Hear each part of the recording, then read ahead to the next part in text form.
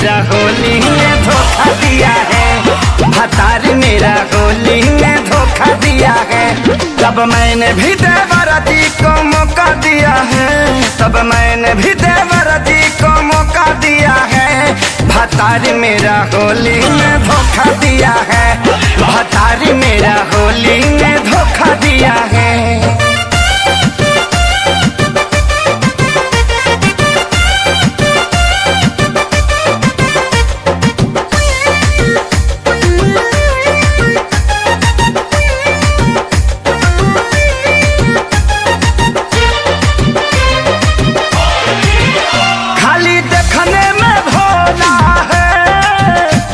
समझती थी लोला है, माल तू को रखने हैं, मेरे सखी ने बोला है, ए हो वो खाली देखने में भोला है, मैं समझती थी लोला है, माल तू को रखने हैं, मेरे सखी ने बोला मिलने जाता है मुझको पाता है, झुमका बड़ा बड़ा उसको मुझे छोटा दिया है। भतार मेरा होली में धोखा दिया है, भतार मेरा होली में धोखा दिया है। तब मैंने भी देवरा जी को मौका दिया है, तब मैंने भी देवरा जी को मौका दिया है।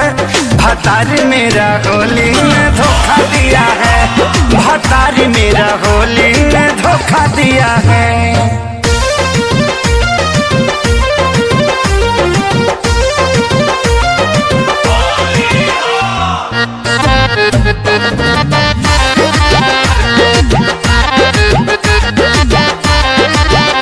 मैं भी ठेला दिखाऊंगी, रोज फगुआ मनाऊंगी, समझ हाथी देवरा से उसका बदला सधाऊंगी।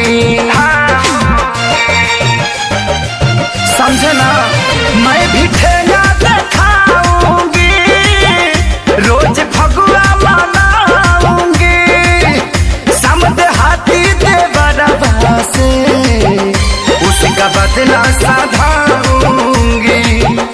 पूरा हाना है पता चला है कि खेसारी ने रकम उसको मोटा दिया है। भतार मेरा होली में धोखा दिया है, भतार मेरा होली में धोखा दिया है। तब मैंने भी देवरा जी को मौका दिया है, तब मैंने भी देवरा जी को मौका दिया है।